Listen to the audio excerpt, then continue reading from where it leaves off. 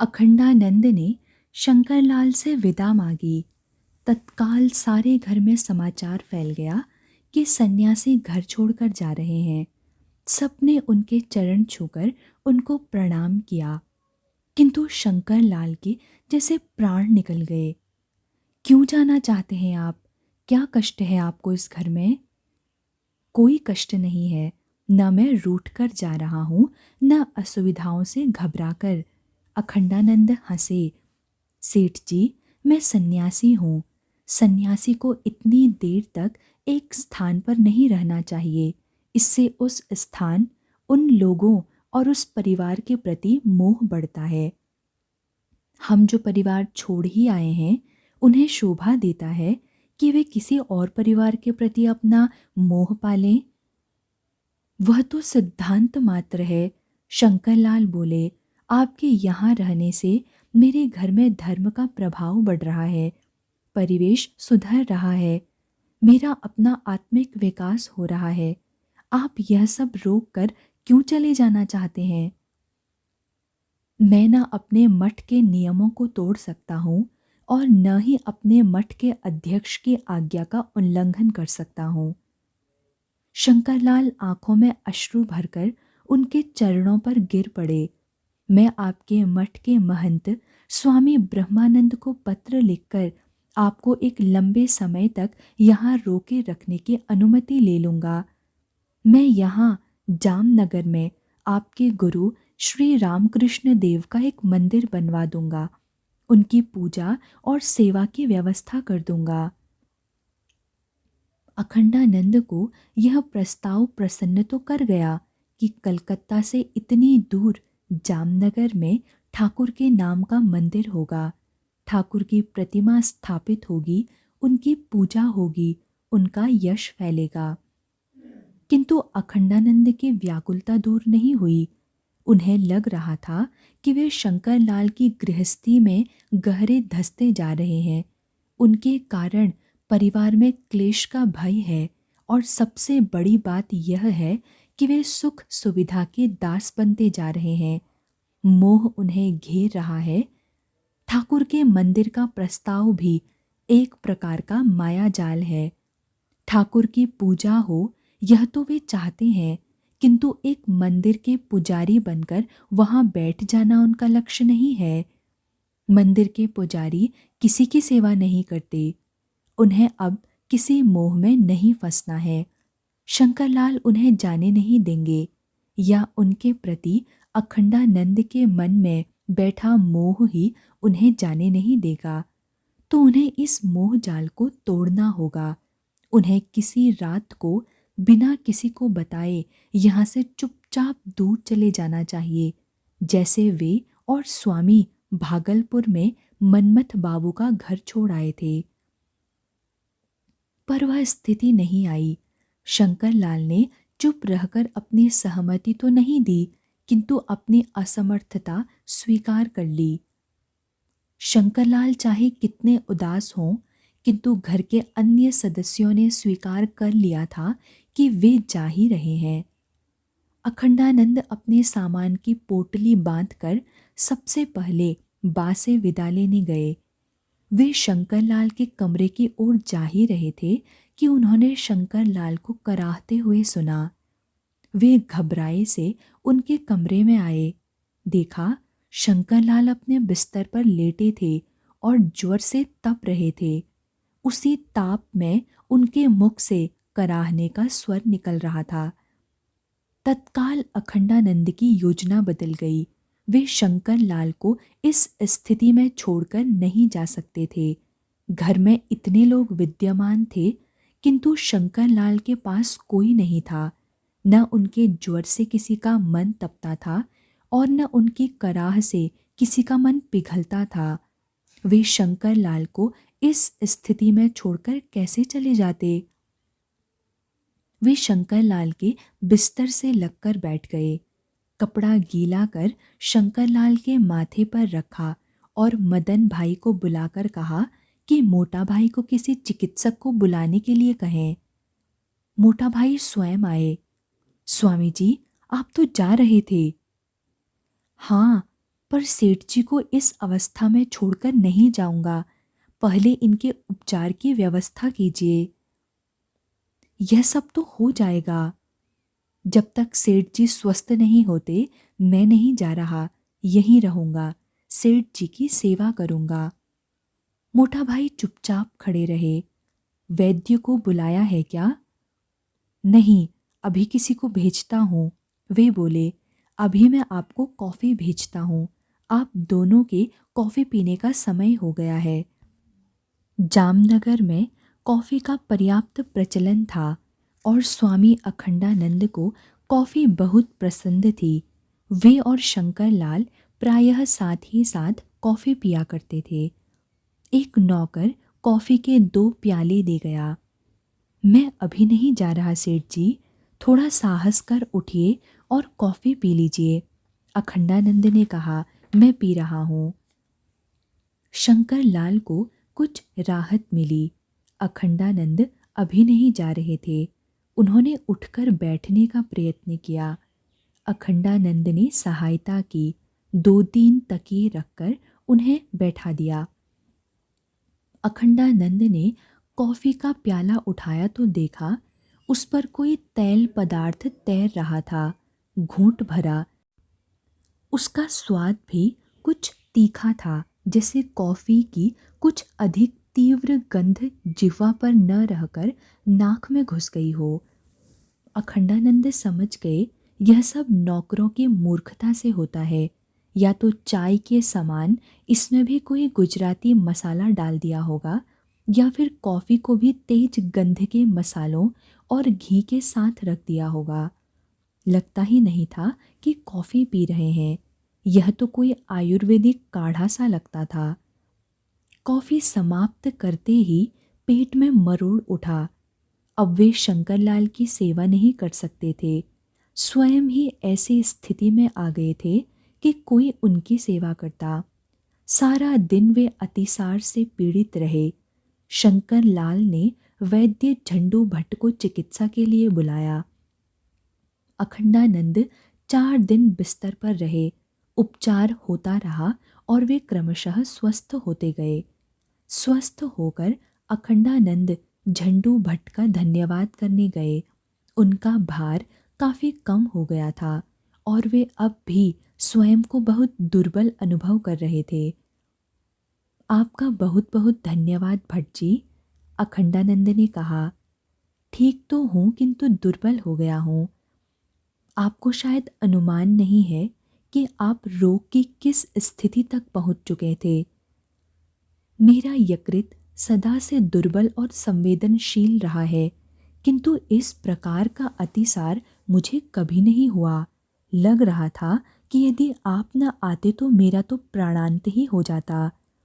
बता सकते हैं कि मैंने ऐसा क्या खा लिया था जिससे मेरा उदर इतना पीड़ित हो उठा? मैंने सुना है कि उस घर में आपको विष देकर आपकी हत्या करने का षड्यंत्र रचा गया था। क्या? मेरा निदान भी इसका समर्थन करता है। यह कैसे संभव है? अखंडानंद हंसे। सन्यासी की हत्या से किसी को क्या मिलेगा? यह तो हत्या का प्रयत्न करने वाला ही बता सकता है, किंतु अब आप उस घर में न ही रहें तो अच्छा है। क्या वह घर मेरे लिए इतना संकटपूर्ण हो गया है? आप प्राण से जाएंगे और उस घर के लोग बंधे बंधे फिरेंगे। अखंडानंद को भट्ट जी की बात पर तनिक भी विश्वास नहीं हुआ, किंतु वे इस बात से सहमत हो गए कि अब उन्हें सेठ जी का घर छोड़ देना चाहिए। शंकर लाल अब स्वस्थ भी हो चुके थे। अखंडानंद की सेवा की उनको कोई आवश्यकता नहीं थी। अगले दिन जब अखंडानंद विदा होने के लिए अपने कपड़े समेट रहे थे, उन्हें शंकर लाल के रोने का स्वर सुनाई दिया। अखंडानंद ने जाकर देखा, शंकर लाल अपने बिस्तर पर औंधे पड़े हुए अपनी सिसकियों को दबाने का प्रयत्न कर रहे थे। मैं जामनगर में ही रहूंगा और आपसे मिलता रहूंगा। शंकरलाल उठ बैठे, आंसू पोंछे। मैं क्या करूंगा? आपके जाने के विचार से ही मेरे प्राण निकलने लगते हैं। इतना मोह अच्छा नहीं होता सेठ जी। जानता हूँ, पर मेरा मन मेरे वश में नहीं है। मन तो किसी का भी उसके वश में नहीं होता। अखंडानंद बोले, किंतु उसे वश में करना पड़ता है। प्रयत्न करूँगा, शंकरलाल ने कहा। अच्छा, एक प्याला कॉफ़ी पीते जाइए। अखंडानंद सहमत हो गए। कॉफ़ी आई। अखंडानंद ने प्याला हाथ में लिया तो देखा आज भी उनकी कॉफ़ी पर वैसा ही तैल पदार्थ तैर रहा था और उसमें से वैसी ही तीव्र गंध आ रही थी। अखंडानंद ने एक घूंट भरा। उसकी प्रतिक्रिया देखते ही वे झंडू भट्ट के घर की ओर दौड़े। उनके पेट में कॉफ़ी का प्रभाव आरंभ हो गया था। पेट में मरोड़ उठने लगे थे। उन्होंने आपकी कॉफ़ी में जायफल के बीज मिला दिए हैं, झंडू भट्ट ने पर्याप्त निश्चित भाव से कहा। हुआ तो कॉफ़ी से ही है। कॉफ़ी में आज भी वैसा ही तैल पदार्थ और वैसी ही तीव्र गंध थी। अखंडानंद बोले, किंतु मेरी हत्या का प्रयत्न, और वह भी सेठ जी की नाक के नीचे, मेरे लिए अब भी यह विश्वास करना कठिन है। वैद्य उठकर गए और जायफल के कुछ बीज ले आए। उन्होंने एक बीज लिया और अखंडानंद की जिह्वा से उसे छुआया। उसके स्पर्श मात्र से ही अखंडानंद का रोग अंकुरित होने लगा। क्या विचार है? लगता है कि आपका निदान ठीक है, किंतु वे मेरी हत्या क्यों करना चाहते हैं? देखिए, सेठ शंकरलाल आपके प्रभाव में हैं। वे न केवल आपकी बात सुनते और मानते हैं, आप पर मनमाना धन व्यय कर रहे हैं जो उनके भतीजों को पसंद नहीं आ रहा। अब तक जो कर रहे थे वह तो कर ही रहे थे, अब वे रामकृष्ण देव का मंदिर बनवाने की भी बात कह रहे हैं। जाने वे उस पर कितना धन व्यय करेंगे और कितना धन उसके रख रखाव के लिए देते रहेंगे। ऐसे में उनके भतीजे, जो उनकी सारी संपत्ति के उत्तराधिकारी हैं, यह कैसे सहन करेंगे कि संपत्ति उनके हाथों में आने से पहले ही समाप्त हो जाए। अखंडानंद को सच्चाई समझ में आ रही थी। वे समझ रहे थे कि मोटा भाई यह नहीं मान रहे कि शंकरलाल अपना धन शुभ कार्यों में लगा रहे हैं। वे यह मान रहे हैं कि शंकरलाल मोटा भाई का धन लुटा रहे हैं। यह ठीक था कि यह सारी संपत्ति शंकरलाल के पश्चात उनके भतीजों को ही मिलने वाली थी, किंतु वे लोग तो अभी से उसे अपनी मान बैठे थे और समझते थे कि शंकरलाल को व्यय करने का कोई अधिकार नहीं था। इस घर में शंकरलाल के साथ रहकर अखंडानंद उन्हें यह परामर्श तो नहीं दे सकते थे कि साधुओं को भोजन न करवाएं, मंदिर न जाएं, दान न दें। पर यदि वे यह नहीं कर सकते थे तो घर में क्लेश तो बढ़ेगा ही। एक ही मार्ग बचता था कि सन्यासी अपनी राह चले और इस परिवार को अपनी राह चलने दे। ऐसा न हो कि वे लोग विक्षिप्त होकर शंकरलाल की ही हत्या कर दें। आप मेरे घर पर आ जाएं, भट्ट जी ने कहा। आपके प्राणों को अभी शंकरलाल के घर में भी भय है और संभव है कि आपके उदर में पहुँचे हुए विष के समन की भी आवश्यकता पड़े। आप मेरे घर आ जाएं और मेरे निकट रहें। आपका उपचार हो जाएगा और मुझे साधु का संग मिल जाएगा। अखंडानंद बहुत देर तक सोचते रहे। अच्छा वैद्य जी, मैं आपके पास ही आ जाता हूँ, अखंडानंद ने कहा। मुझे अपने प्राणों से अधिक सेठ शंकरलाल के प्राणों का भय है। मैंने आज तक पराये धन के प्रति लोभ का इससे घृणित उदाहरण नहीं देखा। जाइए, सेठ जी को इसकी सूचना दे आइए। रात को अखंडानंद ध्यान करने बैठे तो उनके मन में अनेक प्रश्न ऊप-चूप कर रहे थे। धर्म के बीज से पाप का अंकुर क्यों फूट रहा है? कहाँ दोष है? शंकरलाल के चिंतन अथवा आचरण में क्यों धर्म का फल धर्म के रूप में विकसित नहीं हो रहा? अखंडानंद ने पाया कि भट्ट जी का घर घर से अधिक चिकित्सालय था। वह विभिन्न प्रकार के रोगियों से अटा रहता था। भट्ट जी उन्हें औषध भी देते थे और भोजन भी। जाने यह धन कहाँ से आता था? वे प्रातः 4 बजे सोकर उठ जाते थे। जब वे पूजा कर बाहर आते थे तो लोगों का आना आरंभ हो जाता था। वे लोग वहीं अपनी प्रातः की चाय भी पीते थे और अपना निदान कराकर औषध भी प्राप्त करते थे। भट्ट जी धनियों और निर्धनों को एक समान निःशुल्क औषध देते थे, चाहे वह मकर ध्वज जैसी महंगी पुष्टिकारक दवा ही क्यों न हो।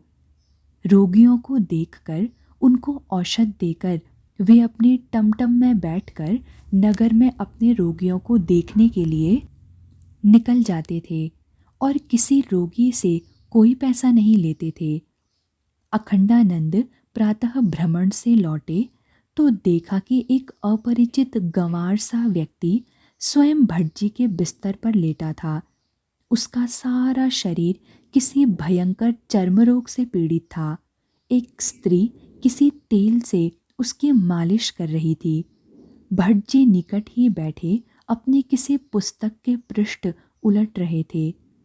अखंडानंद ने पूछा, क्या हो रहा है भट्ट जी? यह व्यक्ति असंयमी रति पिशाच है। उसी से उसे यह रोग हो गया है। आयुर्वेद का कहना है कि ऐसा रोगी चिकित्सक के सामने एक मृदुल बिस्तर पर लेटे और एक स्त्री तेल से उसके शरीर का अभ्यंजन करे। अभ्यंजन समझते हैं? मालिश। मैंने उन सारे निर्देशों का पालन कर दिया है और अब मैं इसकी औषधि खोज रहा हूँ। पर यह ऐसा रोगी आपके बिस्तर पर क्यों लेटा है? अखंडानंद ने कुछ आपत्तिपूर्ण स्वर में पूछा। क्योंकि उसके लिए एक उपयुक्त मृदुल बिस्तर तैयार करने में कुछ समय लगेगा।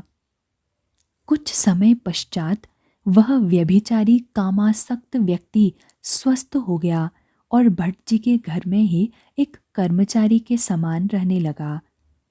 अखंडानंद के मन में सहस्त्रों विचार बवंडर के समान ऊधम मचा रहे थे। प्रभु उन्हें यहाँ लाए हैं। लगभग 1 वर्ष से वे यहाँ हैं। उन्होंने सेठ शंकरलाल के घर रहकर पूजा पाठ, साधु संग, ध्यान धारणा का संसार भी देखा था, किंतु उसका प्रभाव कितना भयंकर था। उसी घर में हत्यारे पनप रहे थे, षड्यंत्र रचे जा रहे थे, सांसारिकता का कुप्रभाव था वहाँ। और झंडू भट्ट के घर पर सेवा का व्यापार था। उस सेवा से लंपट और व्यभिचारी लोग भी सेवा में प्रवृत्त हो रहे थे। प्रभु की क्या इच्छा थी? क्या वे अखंडानंद को समझा रहे थे कि प्रभु का नाम जपने से बड़ी तपस्या रोगी की सेवा थी? सेवा तब तक नहीं हो सकती जब तक दुखियों के प्रति मन में अपार करुणा न हो। यह करुणा भट्ट जी के मन में थी। उनकी अवस्था प्रायः 70 वर्ष की थी, फिर भी उनकी करुणा उनसे काम कराई जा रही थी। शायद उसी करुणा के कारण भट्ट जी के निदान में इतना सत्य था, उनके औषधियों में इतना बल था कि मरता हुआ व्यक्ति भी निरोग होकर उठ खड़ा होता था। भट्ट जी प्रायः अपनी मौज में गाया करते थे, क्या कोई ऐसी विधि है जिससे मैं दूसरे शरीरों में प्रवेश कर जाऊं और उनके कष्ट अपने शरीर पर सहन कर सकूं? अखंडानंद भी इन पंक्तियों को मंत्र के समान गाया करते थे। रति देव की इस उक्ति ने उनके मन में पीड़ित लोगों के प्रति करुणा का कोई अज्ञात उत्स खोल दिया था।